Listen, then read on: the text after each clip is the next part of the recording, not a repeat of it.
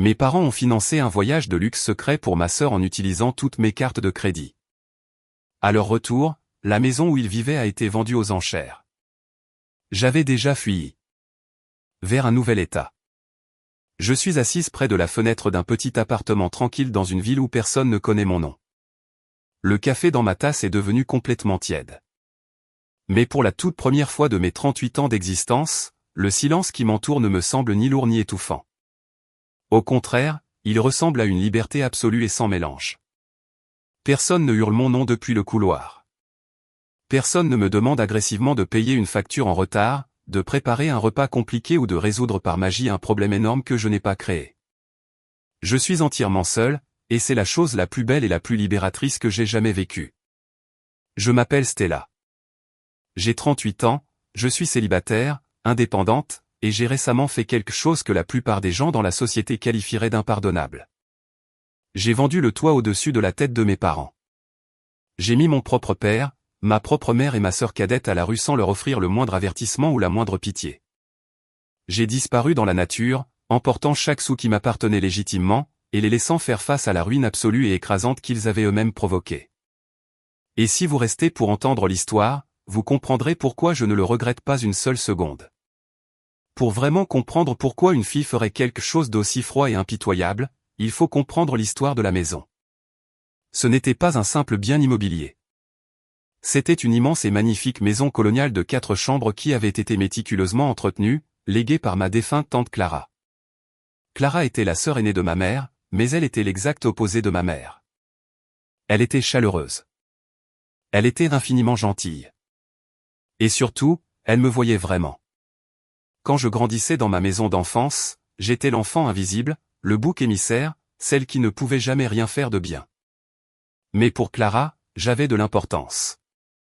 Quand elle est décédée tragiquement il y a 5 ans d'une maladie subite, elle a choqué toute notre famille élargie en me laissant sa maison entièrement payée. Elle savait exactement comment étaient mes parents. Elle savait que j'avais besoin d'un havre de paix, d'un endroit où ils ne pourraient pas me contrôler.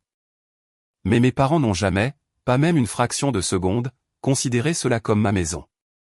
Ils ont vu cela comme un atout familial qui avait été temporairement et stupidement égaré entre mes mains par une vieille femme confuse. Le véritable cauchemar a commencé par un appel téléphonique il y a 3 ans. Mon père, Howard, 65 ans, et ma mère, Cynthia, 62 ans, m'ont appelé tard un soir, tous deux pleurant hystériquement. Ils prétendaient avoir fait de terribles investissements financiers imprévus et étaient sur le point d'être expulsés de leur appartement de location. Ils m'ont supplié de les aider. Ils ont joué la carte de la culpabilité parentale ultime, me rappelant tous les sacrifices supposés qu'ils avaient faits pour m'élever, me nourrir et me vêtir. Et puis il y a eu l'atout ultime, Valérie. Valérie est ma sœur cadette de 32 ans, la princesse. L'enfant d'or.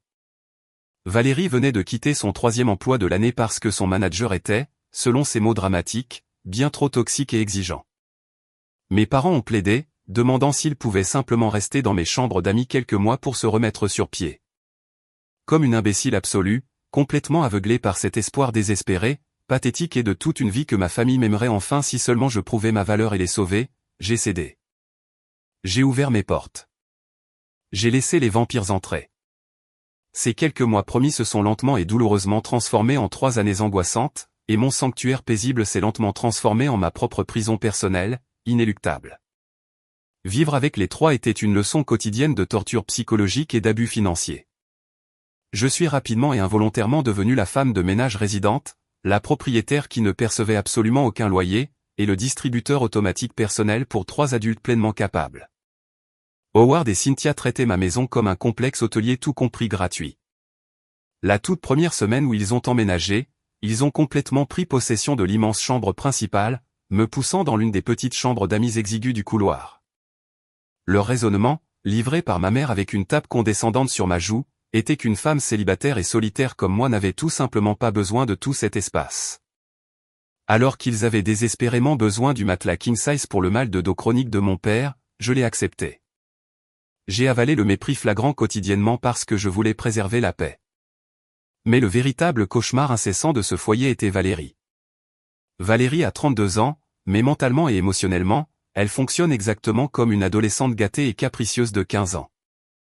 Elle est le centre incontesté de l'univers de mes parents. Si Valérie éternuait, ma mère se précipitait à la cuisine pour préparer une soupe maison. Pendant ce temps, si je travaillais un quart de travail épuisant de 14 heures à l'hôpital et rentrais chez moi morte de fatigue, à peine capable de garder les yeux ouverts, ma mère m'intercepterait dans le couloir pour se plaindre agressivement que j'avais oublié d'acheter la marque spécifique et ridiculement chère de lait d'amande biologique de Valérie. Valérie ne payait pas un seul sou pour les services publics, les courses hebdomadaires ou les taxes foncières qui montaient en flèche. Je payais absolument tout. Chaque mois, je voyais mes économies durement gagnées s'épuiser juste pour garder les lumières allumées, le chauffage en marche et le réfrigérateur surdimensionné rempli des ordures biologiques haut de gamme que Valérie exigeait constamment. Si jamais j'osais aborder le sujet tabou de leur recherche d'emploi ou de leur contribution aux dépenses du ménage, le gaslighting était instantané, coordonné et brutal. Mon père claquerait son poing lourd sur la table à manger, son visage devenant rouge, hurlant que la famille aide toujours la famille, et me traitant de gamine égoïste, avide d'argent et ingrate qui thésaurisait avec avidité la richesse de tante Clara. Ma mère éclaterait immédiatement en fausses larmes théâtrales, se serrant la poitrine et disant que je lui brisais son cœur fragile en étant si froide et obsédée par l'argent. C'est une chose vraiment malade et tordue. La liaison traumatique. Vous savez au fond de vous que vous êtes utilisé. Vous voyez l'injustice pure et indéniable de la situation chaque jour de votre vie. Vous voyez votre propre mère prendre les $300 en espèces que vous venez de lui donner pour payer la facture d'électricité en retard et la regarder plutôt l'utiliser pour acheter à Valérie un tout nouveau sac à main de marque simplement parce que Valérie se sentait un peu déprimée après sa récente rupture. Vous voyez tout cela clairement, mais une partie profondément blessée et tordue de votre cerveau ne cesse de vous murmurer que si vous essayez juste un peu plus fort, si vous donnez juste un peu plus de vous-même, peut-être qu'ils vous regarderont enfin de la même manière qu'ils la regardent. J'avais faim, je suppliais pratiquement une seule miette d'affection parentale authentique. Je pensais vraiment que mon soutien financier incessant achetait lentement leur amour et leur respect, mais la dure réalité était que tout ce que cela achetait était leur confort continu et mon épuisement physique et mental complet et total. Je n'étais rien de plus qu'une utilité pour eux. J'étais un cheval de trait très pratique, très stupide, facilement manipulable, et ils avaient l'intention de me chevaucher jusqu'à ce que je meure. L'allumette spécifique qui a finalement mis le feu aux poudres et a fait éclater ma vie entière a été allumée un mardi soir aléatoire et apparemment normal. J'étais à l'évier de la cuisine, mes mains profondément dans l'eau savonneuse, lavant une montagne massive de vaisselle sale et de bols de mélange que Valérie avait paresseusement laissé derrière elle après avoir tenté de faire un gâteau compliqué qu'elle avait finalement brûlé et jeté directement à la poubelle. Ma mère, Cynthia, est entrée lentement dans la cuisine. Elle avait ce ton de voix très spécifique, édulcoré, aigu qu'elle n'utilisait jamais que lorsqu'elle était sur le point de me demander quelque chose d'extrêmement cher. Elle s'est approchée de moi et m'a doucement frotté l'épaule, un geste d'affection physique étonnamment rare qui a immédiatement mis tous mes nerfs en alerte. Elle a soupiré dramatiquement, s'appuyant contre le comptoir, et a dit « Stella, ma chérie, ton père et moi sommes dans une situation un peu terrifiante en ce moment. La plomberie de la salle de bain du sous-sol fait un bruit de cliquetis terrible, et ton père veut vraiment acheter les matériaux pour le réparer lui-même demain matin afin de t'épargner les tracas et l'argent d'embaucher un plombier coûteux. De plus, Valérie a enfin décroché un grand entretien d'embauche important pour ce vendredi, et elle a désespérément besoin d'une garde-robe professionnelle pour faire bonne impression. Ton père et moi sommes complètement à court d'argent jusqu'à la fin du mois, lorsque nos chèques arriveront. Elle m'a regardé avec ses grands yeux suppliants et exercés. Pourrions-nous éventuellement emprunter tes cartes de crédit juste pour le week-end ? Ton père doit aller à la quincaillerie tôt demain, et je veux emmener Valérie au centre commercial pour lui choisir un joli costume. Nous te rembourserons chaque centime la seconde même où nos chèques de retraite seront encaissés. Je te le promets sur ma vie. J'ai hésité. Vraiment. Toutes les alarmes de ma tête sonnaient. Mais la mention de la fuite de la plomberie du sous-sol, qui pourrait endommager ma propriété, et la chance incroyablement rare et miraculeuse que Valérie puisse réellement trouver un vrai travail et enfin déménager, ont gravement obscurci mon jugement. J'ai séché mes mains, ouvert mon portefeuille et remis 3 de mes cartes de crédit. C'étaient mes 3 cartes à plus haute limite que je gardais strictement pour les urgences médicales ou domestiques extrêmes. Ma mère les a arrachées de ma main avec une rapidité et un enthousiasme qui aurait dû être mon tout premier signal d'alarme massif. Elle m'a embrassé rapidement la joue et s'est précipitée hors de la pièce avant que je ne puisse changer d'avis. Le lendemain matin, la maison était un tourbillon d'énergie chaotique. Ils étaient en train d'emballer agressivement d'énormes valises dans le salon. lorsque j'ai demandé pourquoi diable ils avaient besoin de 3 grands sacs roulants lourds pour une simple excursion d'une journée au centre commercial local et à la quincaillerie du quartier, mon père a mentionné avec désinvolture et en douceur que son frère, mon oncle Gary, était soudainement tombé gravement malade dans l'état voisin. Ils ont dit qu'ils allaient descendre à la campagne glaciale pour lui rendre visite le week-end, et qu'ils emmenaient Valérie pour lui changer les idées de son intense stress d'entretien. Ils m'ont dit au revoir en s'étreignant, ont entassé tous leurs lourds bagages dans leur voiture et sont partis dans la rue. Je suis resté complètement seul dans l'immense maison silencieuse. Au début, c'était profondément paisible. J'appréciais vraiment le silence, mais le vendredi soir, cette paix fragile a été brisée à jamais. Mon téléphone a vibré violemment sur la table basse avec un message texte automatisé de ma banque. C'était une alerte de fraude grave me demandant de vérifier d'urgence une transaction hautement suspecte. Le message texte automatisé me fixait de l'écran lumineux de mon téléphone, me glaçant le sang. Il me demandait de confirmer une charge de $450 dans un restaurant de fruits de mer haut de gamme exclusif situé à Miami, en Floride. Miami. Mon oncle Gary vit dans une ville agricole rurale glaciale et déserte de l'Ohio. Il n'y avait absolument aucune raison logique sur Terre pour que ma carte de crédit d'urgence soit glissée dans un établissement de restauration de luxe au bord de l'eau à South Beach. Une boule froide, lourde et nauséabonde s'est formée instantanément au creux de mon estomac. J'ai immédiatement appuyé sur le bouton d'appel du téléphone portable de ma mère. Il a sonné 2 fois et est allé directement à la messagerie vocale. J'ai ensuite essayé le numéro de mon père. Directement à la messagerie vocale. La panique montant dans ma poitrine, j'ai essayé le téléphone de Valérie. Messagerie vocale à nouveau. Mon cœur a commencé à battre agressivement contre mes côtes, résonnant dans mes oreilles. J'ai désespérément essayé de rationaliser la situation. J'ai fait les 100 pas dans le salon, me disant que peut-être leur portefeuille avait été volé dans une station-service en allant en Ohio.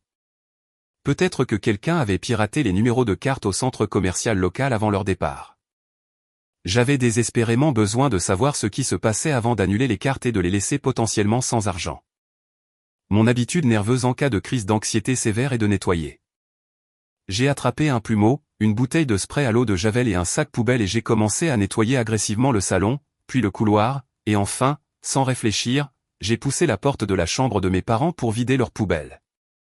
La chambre sentait fortement le parfum floral bon marché et accablant de ma mère et l'odeur persistante des cigares éventés de mon père. Le lit king size était défait, les couvertures emmêlées partout. Et là, posée innocemment sur la table de chevet en bois, branchée directement au chargeur mural, se trouvait la vieille tablette de ma mère. Elle avait laissé son iPad derrière elle dans sa précipitation à faire ses valises. Alors que je tendais la main pour attraper la poubelle, l'écran de l'iPad s'est soudainement allumé dans le coin sombre de la pièce avec un doux et brillant upping. Une bannière de notification est tombée du haut de l'écran. Puis un autre upping et un autre. La batterie était complètement chargée et l'appareil était toujours connecté à mon réseau Internet sans fil domestique. Mes pieds se sont déplacés vers la table de chevet avant même que mon cerveau conscient ne réalise ce que je faisais. Je n'ai jamais de ma vie été le genre de personne à fouiller les appareils personnels des autres ou à lire leurs journaux intimes, mais la terreur nauséabonde dans mon estomac me criait de regarder. J'ai appuyé sur le bouton d'accueil. Ma mère n'utilisait jamais de code d'accès car elle affirmait constamment qu'elle était trop vieille pour se souvenir des chiffres. L'iPad s'est déverrouillé instantanément, s'ouvrant directement sur son application de messagerie. Il y avait une discussion de groupe qui explosait activement de nouveaux messages non lus. Le nom de la discussion de groupe, tapé en gras avec un emoji étoile, était La vie de rêve de Valérie. Il y avait 4 personnes dans cette discussion de groupe. Ma mère, mon père, Valérie et un 4e numéro de téléphone que je n'ai pas immédiatement reconnu, que j'ai rapidement réalisé, d'après la photo de profil, appartenait au nouveau petit ami de Valérie, chômeur chronique et bon à rien.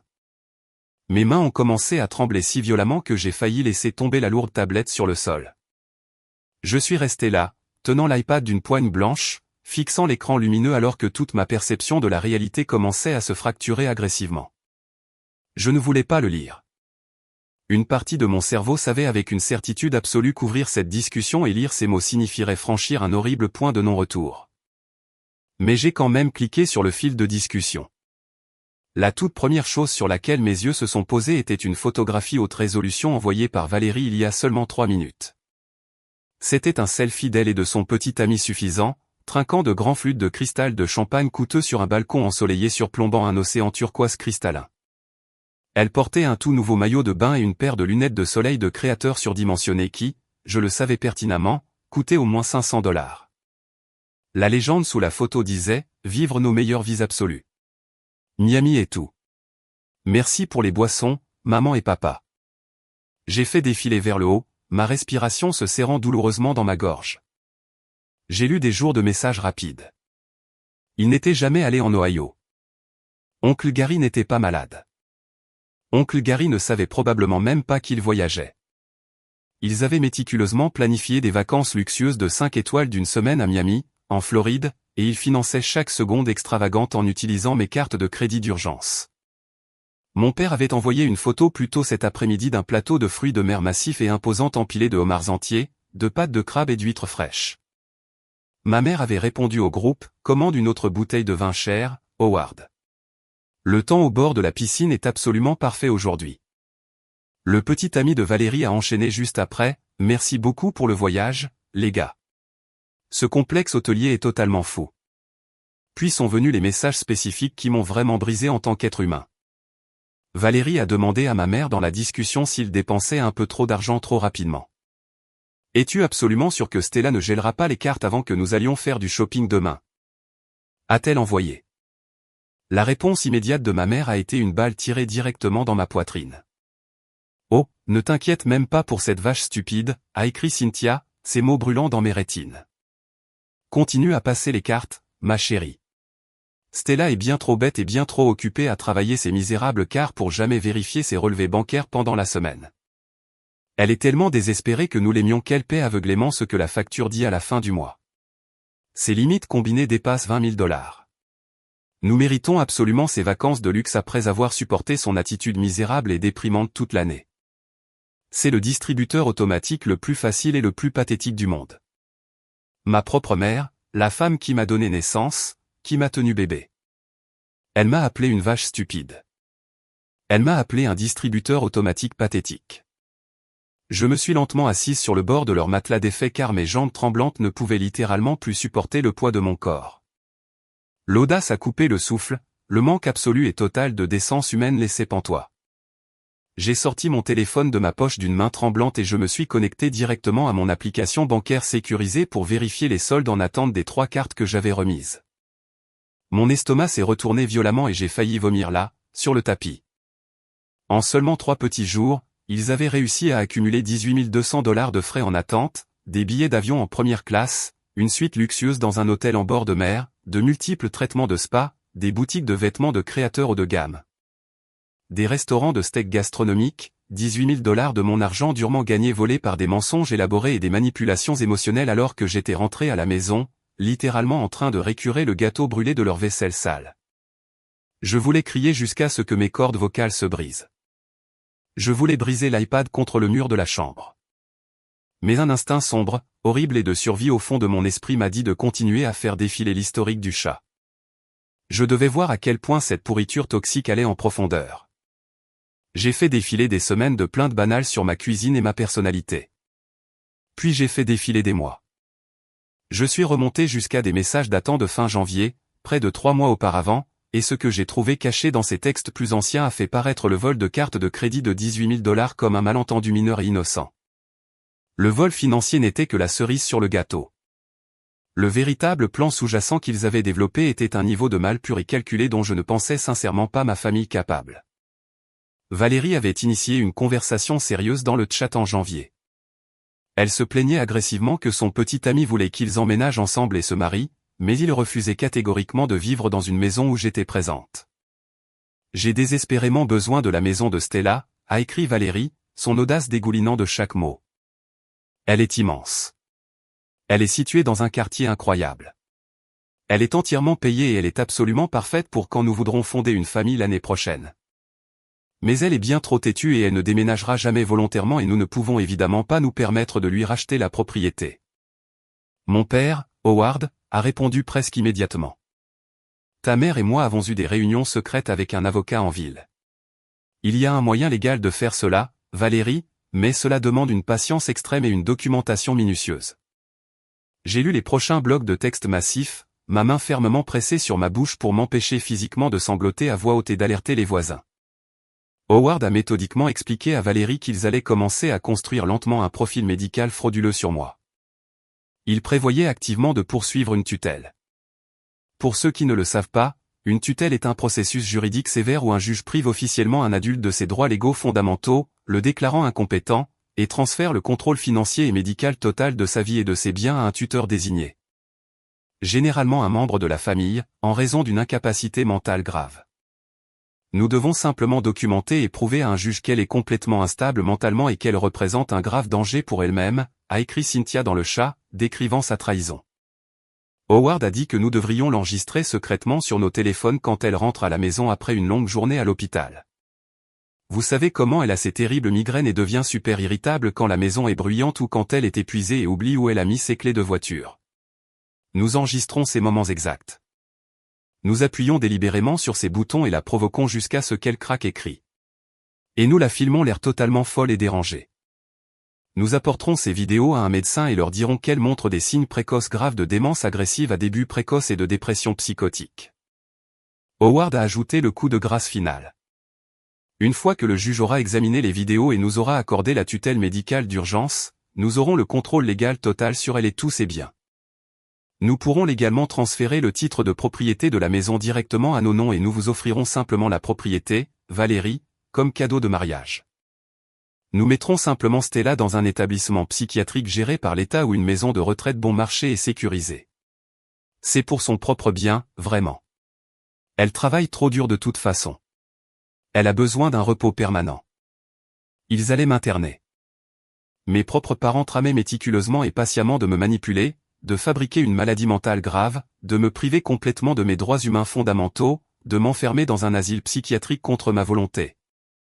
Et de voler la maison de plusieurs centaines de milliers de dollars que ma tante Clara m'avait donnée. Aussi, leur précieux enfant d'or inutile pourrait avoir une maison de luxe gratuite pour son petit ami bon à rien. Ils ne voulaient pas seulement vider mes comptes bancaires. Ils voulaient entièrement effacer mon existence de la société.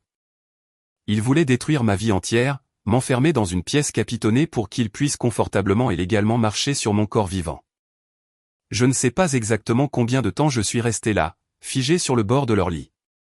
Le soleil brillant à l'extérieur de la fenêtre de la chambre a lentement cédé la place au crépuscule, plongeant la pièce en désordre dans des ombres profondes et froides. Je me sentais entièrement engourdi de la tête aux pieds, enveloppé étroitement dans une couverture suffocante et lourde de pure incrédulité. Mon esprit essayait agressivement de rejeter les mots horribles qui brillaient sur l'écran de la tablette, essayant désespérément de trouver une sorte de blague malade et tordue ou un malentendu massif caché dans le texte, mais il n'y en avait absolument aucun. C'était une intention froide, hautement calculée et prédatrice, élaborée sur des mois de planification minutieuse.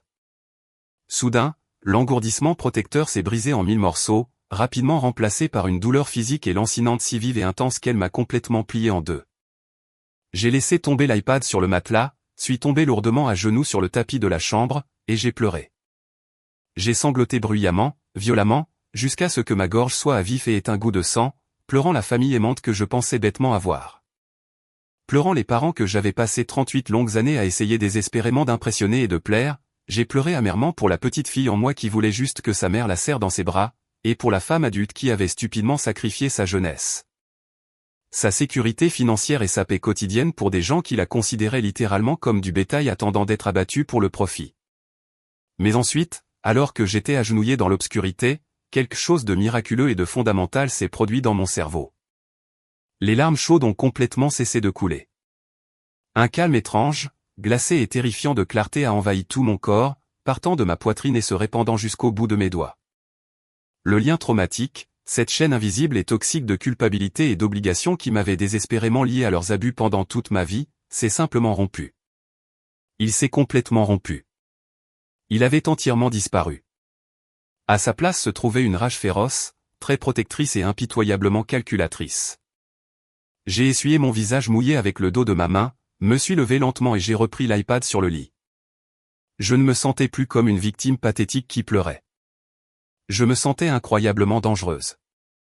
J'ai sorti mon téléphone portable de ma poche et j'ai méticuleusement pris des photographies haute résolution de chaque message sur l'écran de l'iPad. J'ai capturé chaque reçu de vol, chaque photo d'eux buvant du champagne coûteux, chaque discussion détaillée sur la tutelle frauduleuse, chaque insulte horrible me visant. J'ai immédiatement téléchargé tous les fichiers images sur 2 disques de stockage cloud séparés et hautement sécurisés dont j'étais la seule à avoir les mots de passe. Ensuite, j'ai pris mon téléphone et j'ai composé le numéro de la seule personne au monde à laquelle je faisais réellement confiance, Hélène. C'était ma voisine, une enseignante à la retraite, et ma meilleure, ma plus farouche amie. Elle avait observé la dynamique abusive et parasite de ma famille pendant des années et m'avait constamment et passionnément supplié de les expulser de ma maison. Hélène, ai-je dit, ma voix étrangement stable et dénuée de toute émotion. J'ai besoin que tu viennes chez moi tout de suite. Apporte ton ordinateur portable. J'ai besoin d'un témoin crédible et j'ai besoin d'un conseil de guerre. Elle était à ma porte d'entrée en moins de 3 minutes, en pyjama. Quand elle est entrée dans la cuisine et a vu l'expression absolument morte et froide sur mon visage. Elle n'a même pas demandé ce qui n'allait pas. Elle a simplement tiré une chaise et s'est assise en silence. J'ai posé l'iPad directement devant elle sur la table et je lui ai simplement dit de lire la conversation de groupe. Je suis resté là, les bras croisés, et j'ai regardé le visage d'Hélène passer rapidement de la confusion pure à l'horreur naissante à la fureur absolue et sans mélange. Quand elle a finalement atteint la partie détaillée sur la tutelle psychiatrique, elle a claqué violemment ses 2 mains sur la table de la cuisine. Stella, ces gens sont de véritables monstres, a respiré Hélène, ses yeux écarquillés de choc et de dégoût. Ce n'est plus seulement un drame familial toxique. C'est une conspiration criminelle. Tu dois appeler la police immédiatement. Je le ferai, ai-je dit, ma voix froide, plate et décisive. Mais d'abord, je vais m'assurer qu'ils n'ont plus rien à quoi revenir. Ils voulaient voler ma maison. Je vais m'assurer qu'ils n'y mettront plus jamais les pieds. J'ai regardé le calendrier accroché au mur de la cuisine. C'était vendredi soir. Ils devaient rentrer de Miami le jeudi après-midi. J'avais exactement 5 jours pour légalement réduire leur monde entier en cendres et disparaître sans laisser de traces. Lundi matin, je n'ai pas mis mes blouses. Je n'ai pas conduit à mon quart de travail prévu à l'hôpital. Au lieu de cela, j'ai pris mon téléphone et j'ai appelé pour me déclarer malade toute la semaine, affirmant d'une voix plate et sans émotion que j'avais une urgence familiale grave et inattendue à régler. Ce n'était pas un mensonge. Pas du tout. Ma famille biologique tentait activement de détruire toute mon existence, ce qui constitue certainement une urgence massive à mon avis. J'ai pris une douche, me suis habillé de mes vêtements les plus élégants et professionnels, et j'ai conduit directement au bureau élégant du centre-ville d'un avocat de la famille et de l'immobilier hautement recommandé nommé Victor. Hélène m'avait donné sa carte de visite la nuit précédente, promettant qu'il était un défenseur impitoyable des victimes d'abus financiers. Je suis entré dans son bureau bien rangé en boiserie, me suis assise dans le lourd fauteuil en cuir directement en face de son immense bureau en chêne, et sans dire un seul mot d'introduction. Je lui ai tendu une épaisse pile imprimée des captures d'écran haute résolution que j'avais prises de l'iPad abandonné de ma mère. Victor a ajusté ses lunettes à monture métallique, s'est penché en arrière dans son fauteuil confortable et a commencé à lire les pages une par une. Je suis resté assise dans un silence absolu et parfait pendant ce qui m'a semblé une éternité, écoutant le tic-tac rythmique de l'horloge murale antique, regardant son expression professionnelle et neutre se transformer lentement et dramatiquement en un dégoût profond et visible. Quand il a finalement atteint la section imprimée détaillant le complot complexe et horrible de la tutelle psychiatrique, il a complètement retiré ses lunettes, les a jetées sur son bureau et s'est frotté agressivement l'arête du nez. « Stella » a dit Victor, sa voix grave, lourde et complètement sérieuse. Ce que vos parents et votre jeune sœur complotent dans ces messages textes n'est pas seulement un comportement familial profondément immoral ou toxique. C'est une conspiration criminelle hautement organisée et malveillante visant à commettre une fraude médicale et financière. L'utilisation non autorisée de vos cartes de crédit seule est un crime grave étant donné le montant massif en dollars impliqué. Mais fabriquer activement une maladie mentale grave, planifier de manipuler un juge, tenter de vous priver de vos droits humains fondamentaux et comploter pour voler votre bien immobilier. C'est un scénario de cauchemar littéral, et c'est hautement illégal. J'ai hoché la tête lentement, sentant ce calme froid et droit maintenir ma colonne vertébrale complètement droite et rigide. Je sais que ce sont des monstres, ai-je répondu. Ma question est la suivante, que dois-je faire exactement maintenant? Puis-je les poursuivre en justice? Puis-je les faire arrêter dès qu'ils atterriront à l'aéroport? Victor a soupiré lourdement, se penchant sur son bureau et joignant les mains. Vous le pourriez absolument, a-t-il expliqué patiemment. Nous pourrions déposer des injonctions légales immédiates. Nous pourrions porter plainte pour fraude criminelle et nous pourrions les traîner devant le système judiciaire public pour un avenir prévisible. Mais voici la vérité laide, honnête et brutale sur le système juridique américain, Stella, cela prend une quantité de temps incroyablement longue et épuisante. Un procès compliqué comme celui-ci prendrait de nombreux mois, voire plusieurs années, à être entièrement résolu devant un juge. Pendant tout ce temps misérable, vos parents et votre sœur vivraient probablement toujours légalement dans votre maison en tant que locataires établis, faisant de votre vie quotidienne un enfer? Traînant votre bonne réputation dans la boue auprès de vos voisins et essayant constamment de trouver de nouvelles façons d'exécuter leurs plans malades. Alors, quelle est l'alternative? Ai-je demandé, ma voix à peine audible, redoutant l'idée de passer des années à combattre mon propre sang devant un tribunal. L'alternative est une politique de terre brûlée complète, a déclaré Victor, me regardant directement et intensément dans les yeux. Le titre de propriété de cette maison coloniale est à votre nom et à votre nom seulement. Votre tante Clara s'en est absolument assurée lorsqu'elle a rédigé son testament. Vous n'avez besoin de la permission, de la signature ou de la bénédiction de personne pour la vendre. Si vous voulez vous protéger immédiatement et définitivement, vous vendez la propriété cette semaine. Vous liquidez l'actif massif. Une fois la maison vendue à un tiers et l'argent en toute sécurité sur un nouveau compte bancaire qu'ils ne connaissent pas, il n'y a absolument plus rien à voler. Vous coupez l'oxygène à leur plan parasitaire et vous disparaissez.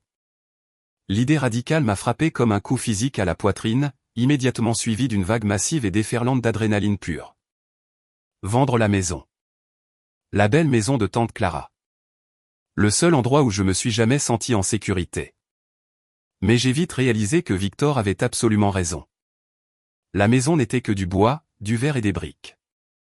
La garder signifiait rester piégé dans leur ligne de mire, attendant d'être interné. La vendre signifiait une liberté totale et indéniable. J'ai accepté immédiatement. Victor a rédigé une lettre de mise en demeure stricte à garder en réserve. Mon arrêt suivant a été ma banque locale. Je suis entré dans l'agence principale, j'ai contourné la file d'attente des guichets et j'ai exigé de m'asseoir en privé avec le directeur de l'agence. Je lui ai montré les 18 200 $ de frais de luxe en attente de Miami. J'ai formellement et légalement signalé chaque centime comme frauduleux et complètement non autorisé. La directrice était incroyablement compatissante et visiblement choquée. Elle a immédiatement gelé mes comptes chèques, annulé définitivement les 3 cartes de crédit et a lancé une enquête formelle et agressive sur la fraude du côté de la banque. Elle m'a averti que le service de fraude de la banque poursuivrait impitoyablement les individus qui avaient effectué les dépenses pour récupérer les fonds volés. Je l'ai regardé dans les yeux et lui ai dit de s'en prendre à mes parents avec tout ce qu'elle avait. Lundi midi, le piège financier était impeccablement tendu. Maintenant, j'avais désespérément besoin de me débarrasser de l'immense maison. Mardi matin, j'ai rencontré Rachel, une agente immobilière haut de gamme et agressive que Victor m'avait personnellement recommandée pour les situations nécessitant une discrétion et une rapidité extrême. Rachel était une femme vive et pragmatique, vêtue d'un tailleur pantalon bleu marine parfaitement ajusté, qui semblait conclure régulièrement des transactions immobilières d'1 million de dollars avant de finir son café du matin. Nous nous sommes rencontrés chez moi et je lui ai fait visiter la propriété. Je n'ai pas enjolivé la situation ni essayé de cacher la réalité désordonnée. Je lui ai dit clairement que je gérais une situation familiale très dangereuse, toxique et légalement précaire, et que j'avais besoin que la propriété soit entièrement vendue, clôturée et transférée complètement hors de mon nom légal en moins de 4 jours. Je lui ai dit que j'avais absolument besoin de l'argent sur mon compte bancaire avant jeudi après-midi, juste avant le retour de ma famille prédatrice de leurs vacances de luxe frauduleuses. Rachel a cessé de prendre des notes sur son presse-papiers argenté, a lentement posé son stylo et m'a regardé comme si j'avais complètement perdu la tête. Stella, a-t-elle commencé, son ton mesuré. Une transaction immobilière résidentielle standard prend 30 à 60 jours minimum. Il y a des expertises obligatoires, des approbations de financement bancaire pour les acheteurs, de multiples inspections approfondies de la maison. Des recherches de titres et d'interminables négociations de va-et-vient concernant les réparations. Faire tout cela en 4 jours sur le marché résidentiel ouvert est mathématiquement et physiquement impossible. Alors nous ne le ferons tout simplement pas sur le marché ouvert, ai-je répondu, ma voix dure, plate et complètement inébranlable. Victor a explicitement mentionné que vous avez des liens profonds avec des investisseurs privés en espèces. Le genre de personnes riches qui achètent des propriétés en détresse telles quelles sans nécessité d'inspection, simplement pour les rénover et les revendre à profit. Je sais pertinemment que la maison a été officiellement évaluée à 400 000 $ à la fin de l'année dernière. Je ne me soucie pas d'obtenir la pleine juste valeur marchande. Je veux juste qu'elle disparaisse. Vendez-la à un acheteur au comptant. Aujourd'hui, mettez-la aux enchères privées d'urgence si vous le devez.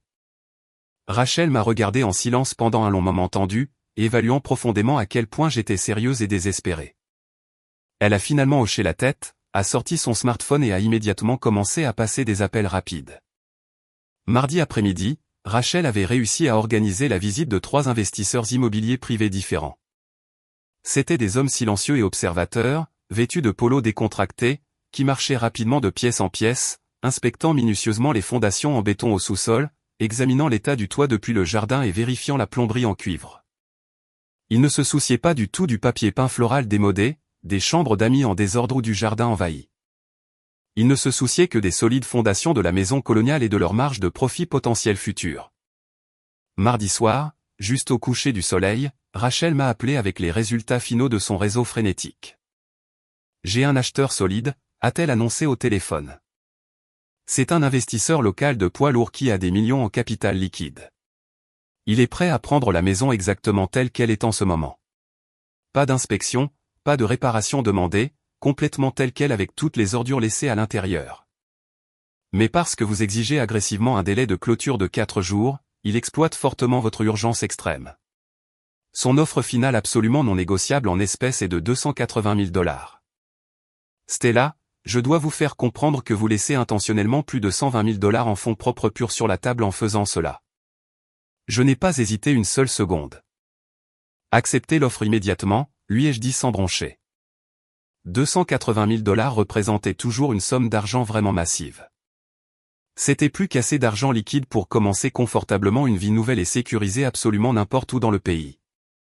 Perdre ce capital à 6 chiffres ne signifiait absolument rien pour moi comparé à l'immense, accablante et enivrante satisfaction de savoir que j'étais sur le point de tirer agressivement le tapis complètement sous les pieds de mes parents et de ma sœur. Ils voulaient une maison à 400 000 $. Ils étaient prêts à enfermer leur propre fille dans un asile psychiatrique pour l'obtenir.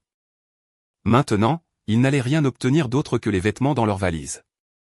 Rachel a immédiatement rédigé les contrats numériques juridiquement contraignants.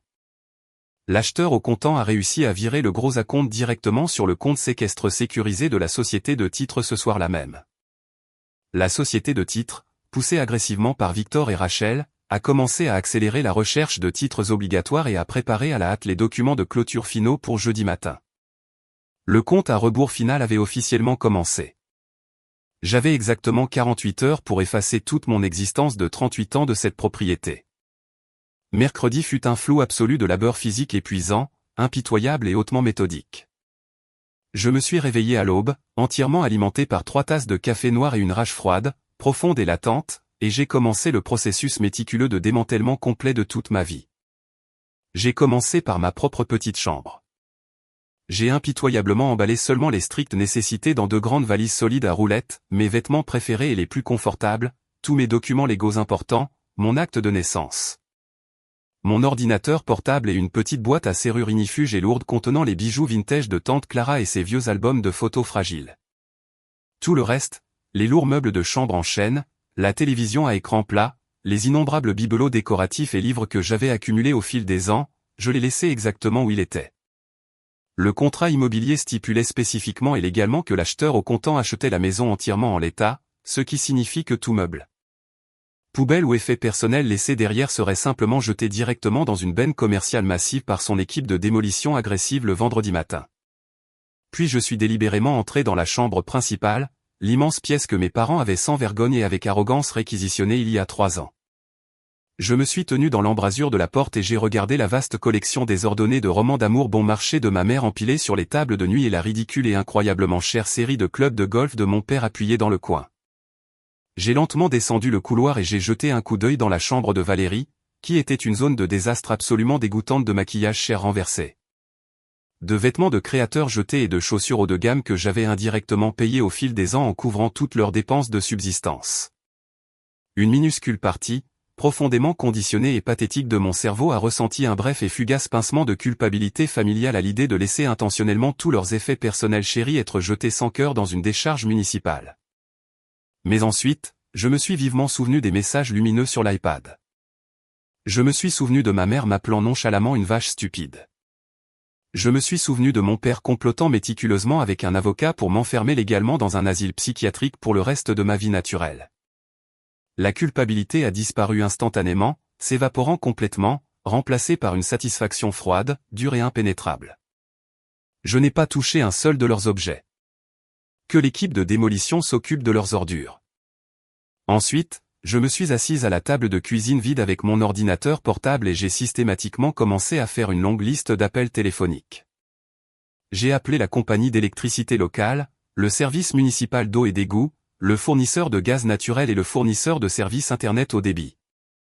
J'ai formellement et explicitement demandé que tous les services publics enregistrés à mon nom légal à cette adresse soient complètement déconnectés et physiquement coupés à exactement 17 h le jeudi soir. J'ai payé les soldes finaux au prorata par téléphone à l'aide de ma carte de débit. Puis j'ai ouvert un nouvel onglet de navigateur et j'ai commencé à sécuriser mes finances. J'avais déjà ouvert en ligne un tout nouveau compte courant et d'épargne hautement sécurisé auprès d'une institution bancaire nationale complètement différente, une qui avait des succursales physiques dans l'état lointain où je prévoyais de fuir. J'ai transféré électroniquement chaque dollar disponible de mes anciens comptes locaux directement vers les nouveaux comptes cachés. J'ai officiellement changé mon adresse postale auprès du bureau de poste pour une boîte postale privée anonyme située dans un fuseau horaire complètement différent. J'ai méticuleusement effacé chaque trace de mon empreinte financière de cette maison physique. Mercredi soir, l'immense maison coloniale se sentait complètement différente. Ce n'était plus un foyer chaleureux. C'était juste une coquille vide attendant d'être violemment jetée. J'ai dormi par intermittence sur le canapé du salon, habillé, écoutant le silence mort, complètement prête pour le dernier acte de mon évasion. Le jeudi matin est arrivé avec un ciel bleu clair et ensoleillé qui semblait beaucoup trop joyeux pour la destruction absolue que j'étais en train de finaliser. J'ai rencontré Rachel au bureau moderne et élégant de la compagnie de titres du centre-ville à exactement 9 h du matin. Le riche investisseur en espèces était déjà là dans la salle de conférence, buvant nonchalamment un expresso gratuit et ayant l'air complètement ennuyé par tout le processus.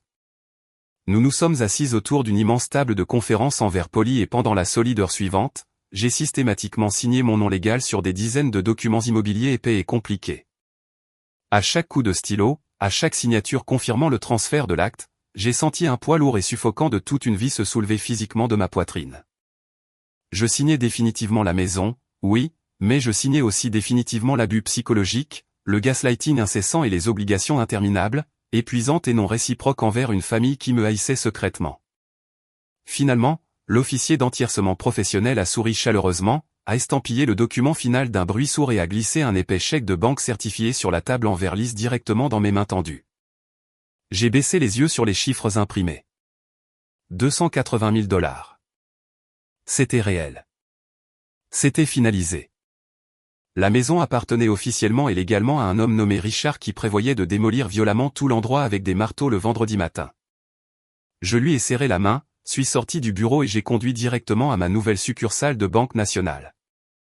J'ai déposé le chèque de banque massif directement sur mon compte sécurisé caché et j'ai regardé patiemment le guichetier confirmer que les fonds étaient complètement compensés et immédiatement disponibles pour retrait.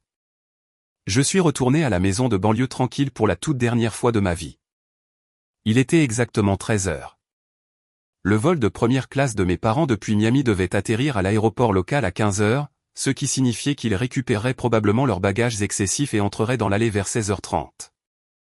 Je suis entré dans la cuisine vide, la seule pièce de la maison qui me semblait encore quelque peu familière, et j'ai placé une enveloppe blanche simple et nette au centre exact du comptoir en granit sombre de l'îlot. À côté de l'enveloppe scellée, j'ai délibérément placé une petite clé USB rouge vif. J'avais passé une heure la nuit précédente assise dans l'obscurité à taper une seule lettre incroyablement précise. Je n'ai pas crié dans la lettre. Je n'ai pas demandé d'excuses vaines, et je n'ai certainement exprimé aucune tristesse ni aucun regret. C'était une déclaration de guerre purement factuelle et dévastatrice. La lettre disait « Howard, Cynthia et Valérie. Au moment où vous lirez ce morceau de papier, je serai à des milliers de kilomètres et vous serez dans une maison que vous ne possédez plus. » J'ai trouvé l'iPad oublié. J'ai lu chaque message horrifiant dans la discussion de groupe La vie de rêve de Valérie. Je suis au courant des 18 200 $ que vous avez frauduleusement volés sur mes cartes de crédit, et je l'ai officiellement signalé à la banque et au service de police comme un cas de fraude criminelle.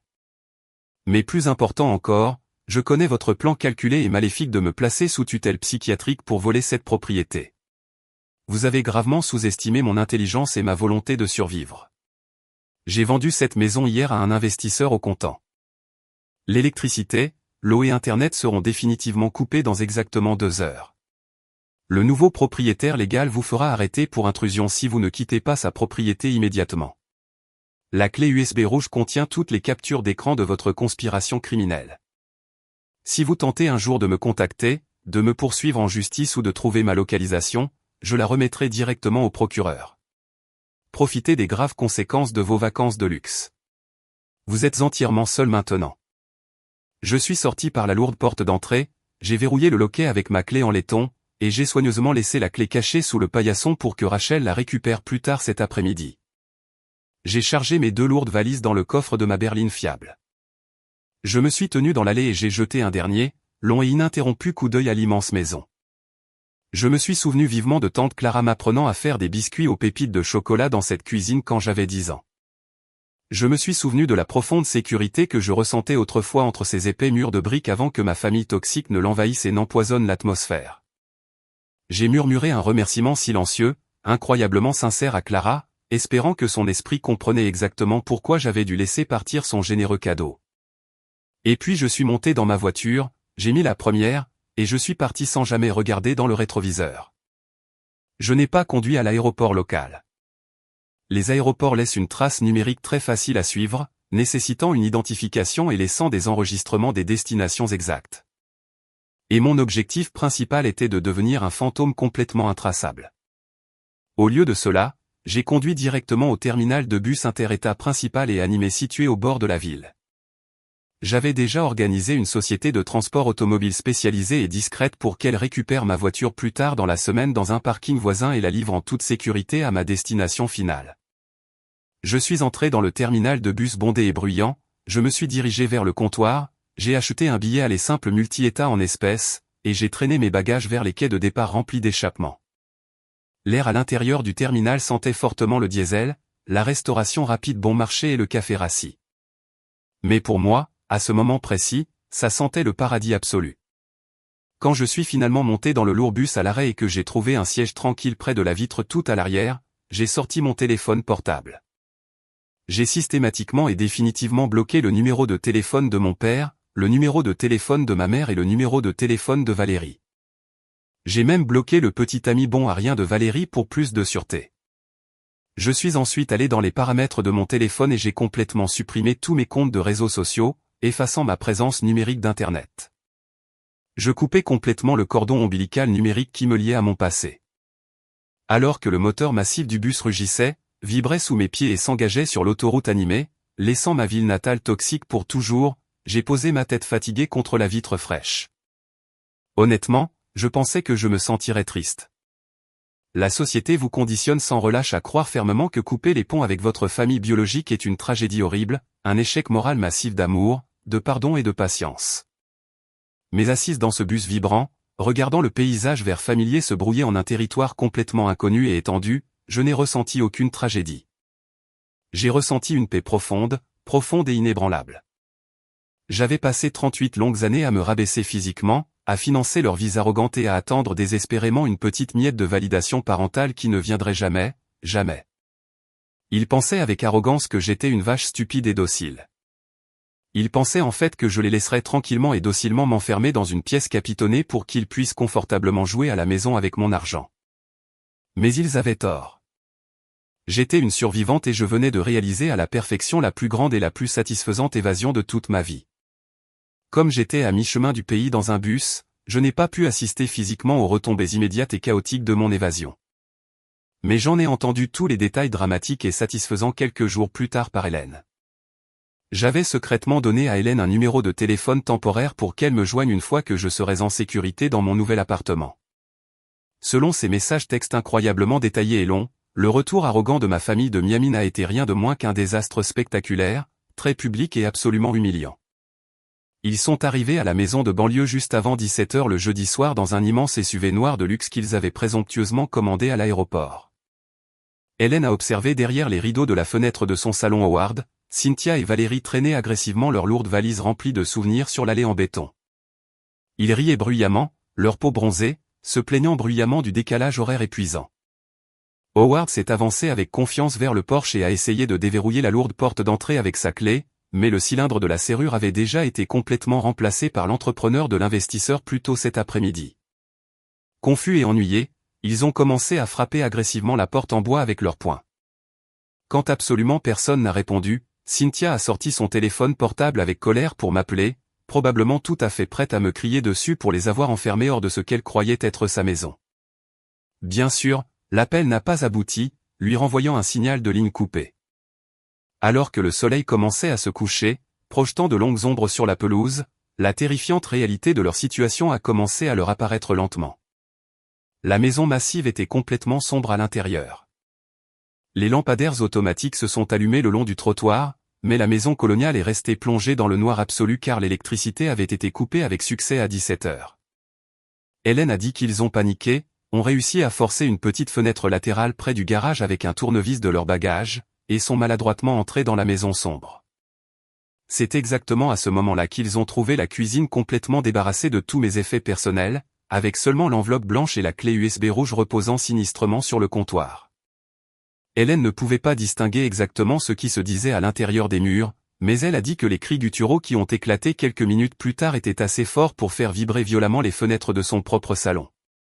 Peu après, Valérie est sortie en trombe par la porte d'entrée, faisant une crise de nerfs hystérique en plein milieu de la pelouse impeccablement entretenue. Le véritable climax cinématographique, cependant, s'est produit environ 20 minutes plus tard. L'investisseur au comptant, Richard, est passé dans son camionnette pour faire une dernière vérification de la propriété vacante avant l'arrivée de son bruyant équipe de démolition le lendemain matin. Il a vu la fenêtre du garage cassée et les lumières frénétiques de leur lampe de poche de téléphone portable se déplaçant de manière erratique à l'intérieur du salon sombre. Richard n'a pas posé de questions ni essayé de négocier. Il a immédiatement appelé le service de police local pour signaler un cambriolage flagrant en cours. 2 voitures de patrouille sont arrivées en quelques minutes, leurs sirènes rouges et bleues hurlant bruyamment, illuminant toute la rue. Hélène a regardé avec un plaisir absolu et non dissimulé mon père, ma mère et l'enfant d'or être escortés de force hors de la maison par des policiers armés et peu amusés. Ils ont essayé désespérément et agressivement d'expliquer qu'ils vivaient là, que c'était la maison de leur fille.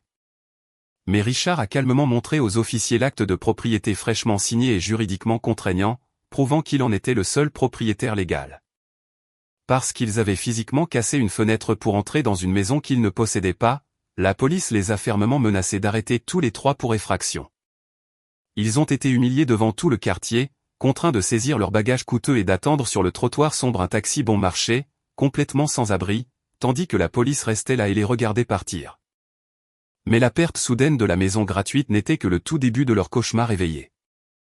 Le service de fraude de la banque a agi avec une efficacité d'entreprise impitoyable car les $18 200 de dépenses de luxe avaient été physiquement effectuées à Miami alors que les données de mon téléphone portable, de mon GPS et de mon lieu de travail physique prouvaient que j'étais fermement dans mon état d'origine. La banque a facilement et rapidement déterminé qu'il s'agissait d'un cas flagrant de fraude à l'identité. Ils ont lancé une poursuite légale agressive et implacable contre Howard et Cynthia, exigeant un remboursement immédiat.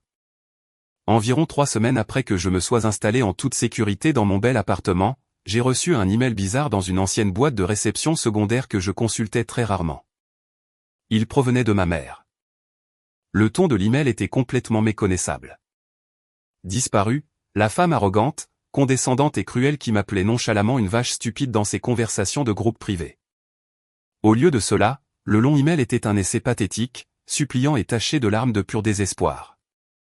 Elle écrivait qu'il vivait actuellement dans une chambre de motel sale, exiguë et infestée de punaises, dans le pire quartier de la ville. La banque menaçait agressivement de porter plainte pour fraude fédérale et d'impliquer les autorités s'ils ne mettaient pas immédiatement en place un plan de remboursement massif et écrasant pour les $18 000, plus des milliers d'autres en pénalités sévères et intérêts composés. La partie la plus satisfaisante et la plus poétique de tout l'email, cependant, était sa mise à jour tragique sur Valérie. Au moment exact où l'argent volé a manqué et où la luxueuse maison gratuite a disparu, le petit ami bon à rien de Valérie l'a immédiatement largué. Puis, réalisant rapidement que ses parents étaient complètement ruinés, sans abri et faisaient face à des accusations criminelles imminentes, le précieux enfant d'or a fait exactement ce que font toujours les parasites. Elle a abandonné le navire en perdition. Valérie a emballé ses valises coûteuses, leur a hurlé dessus avec rage pour avoir ruiné sa vie et perdu la maison, et a déménagé complètement hors de l'état avec un tout nouveau gars qu'elle avait rencontré sur Internet, coupant complètement tout contact avec Howard et Cynthia. Ma mère m'a supplié dans l'email de leur envoyer de l'argent, affirmant agressivement qu'ils étaient mes parents et que j'avais un devoir moral fondamental devant Dieu de les aider à éviter d'aller en prison. J'ai lu le long email 2 fois, sirotant calmement une tasse de café chaud dans ma cuisine lumineuse, ensoleillée et nouvellement meublée. J'ai souri d'un sourire sincère. J'ai appuyé sur le bouton « Répondre » et j'ai tapé une seule phrase incroyablement précise, le plan directeur pour m'enfermer dans un asile psychiatrique a échoué. Profiter de la dette écrasante et profiter de la rue. J'ai appuyé sur « Envoyer » et puis j'ai définitivement supprimé l'intégralité du compte email, l'effaçant de l'existence. Ce fut la toute dernière fois que j'ai interagi avec ou entendu parler de quiconque de mon ancienne famille toxique. Je vis maintenant dans une ville magnifique, vibrante et culturellement riche, entourée de montagnes imposantes. J'ai acheté un confortable condominium de 2 chambres avec l'argent de la vente aux enchères d'urgence, et j'ai encore beaucoup d'argent en sécurité sur mon compte d'épargne pour les urgences. J'ai rapidement trouvé un nouvel emploi d'infirmière dans une clinique locale fantastique où mes collègues me respectent réellement et valorisent mon travail acharné. Et j'ai lentement commencé à construire une belle famille choisie de vrais amis qui m'aiment pour ce que je suis, pas pour les choses chères que je peux leur acheter. Je passe mes week-ends tranquilles à faire de la randonnée sur les sentiers de montagne, à lire des livres au soleil et à dormir tard sans la peur constante et lancinante de me faire crier dessus pour un article d'épicerie oublié. Les gens demandent souvent comment on peut guérir du traumatisme grave d'être si profondément trahi par les personnes même qui vous ont mis au monde. Ma réponse est simple, bien que jamais facile. On guérit en s'éloignant courageusement et en ne regardant jamais en arrière. On guérit en réalisant enfin que l'ADN biologique n'est pas une licence magique et incassable pour que quelqu'un vous abuse, vous exploite et vous détruise. Si vous êtes assis dans une maison en ce moment, vous sentant comme un distributeur automatique mal aimé et sous-estimé pour des personnes toxiques qui vous prennent constamment tout en vous faisant vous sentir petit et sans valeur. Laissez mon histoire être votre réveil ultime. Vous n'êtes pas piégé dans cette dynamique. Vous n'êtes pas obligé par aucune loi ou code moral de vous immoler par le feu juste pour réchauffer des personnes toxiques et ingrates. Coupez le cordon financier, faites vos valises et courez vers votre propre liberté. Ce sera la chose la plus difficile et la plus terrifiante que vous ferez jamais. Mais la paix profonde que vous trouverez de l'autre côté vaut absolument tout.